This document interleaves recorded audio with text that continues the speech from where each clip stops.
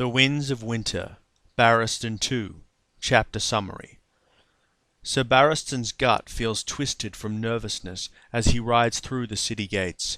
He knows the feeling will go away as time slows down during the chaos of battle. Daenerys' silver horse is easily outpacing his 3 squires, along with the rest of the cavalry. Barristan is pleased because he intends to outrun the widower and strike the first blow.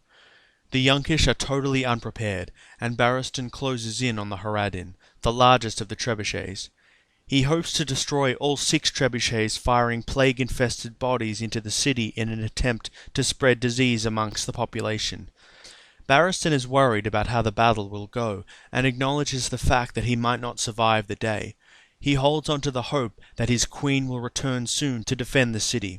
The Stormcrows take up the cry, Dario, and Stormcrows fly, and Barristan thinks that he will never again doubt the valour of sellswords. There are only 30 yards between their horses and the Yunkish legions by the time any defence is mounted. The air fills with arrows, a squire for the Stormcrows is killed, and a bolt pierces Barristan's shield. There are 3 horn blasts, and the pit fighters emerge from the gate behind them. Barristan glances back to see them. They have been chained together at the heel to prevent any from retreating. There are about 200 of them, but they make enough noise for 2,000. One woman stands out, wearing nothing but greaves, sandals, a chainmail skirt, and a python. Barristan is quite shocked, and watching her breasts bouncing around, thinks that this day is sure to be her last.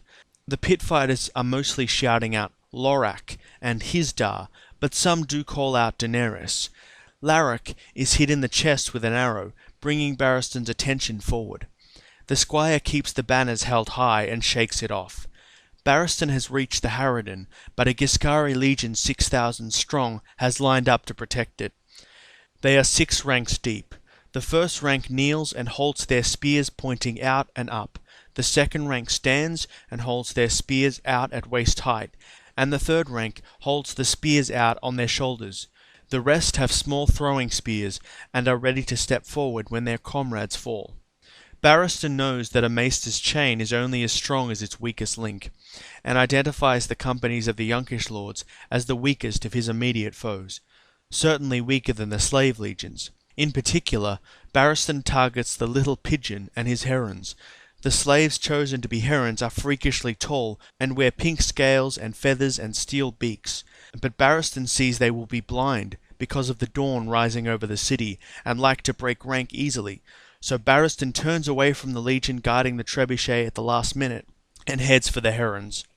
He cuts the head off one of the herons and his lads join the fray. Daenerys' horse knocks a heron into 3 others and they all fall over. In a moment the herons are scattering and running away, led by the little pigeon himself. Unfortunately for the little pigeon, he trips over the fringes of his bird armour and gets caught by the red lamb. The little pigeon begs for mercy, saying that he will fetch a large ransom.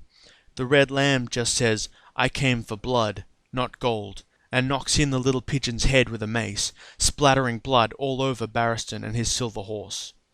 The Unsullied come streaming out of the gates of Meereen, marching 6 by 6 to join the fight.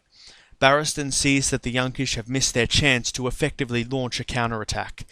As he watches more of the slave legions getting slaughtered, mostly those who were chained together and could not retreat, he wonders where the sellsword companies like the treacherous Second Sons have gone. The Unsullied finish lining up outside the gates, implacable even when one of their own number falls with a crossbow bolt to the neck. Tumco draws Barristan's attention to the bay, asking, "Why are there so many ships?" Barristan remembers that yesterday there were 20, but now there are thrice that many. His heart sinks when he reasons that the ships from Volantis must have arrived, but then sees that some of the ships are crashing together. He asks Tumco, whose young eyes can see more clearly, to identify the banners. Tumco says, "Squids, big squids, like in the Basilisk Isles, where sometimes they drag whole ships down." Barristan replies, "Where I come from, we call them krakens." He quickly realizes they are the Greyjoy fleet, and his first thought is, has Balon joined with Joffrey or the Starks? But he realizes that he's heard that Balon is dead, and wonders if this is something to do with Balon's son, the boy who was a ward of the Starks. He sees that Iron Men are coming ashore, fighting the Yunkish, and says, surprised, "They are on our side." The reason the sellswords did not come to meet his charge was because they were already preoccupied with the Ironborn. Barristan is almost gleeful. It's like Baelor Breakspear and Prince Maekar, the hammer and the anvil. We have them. We have them.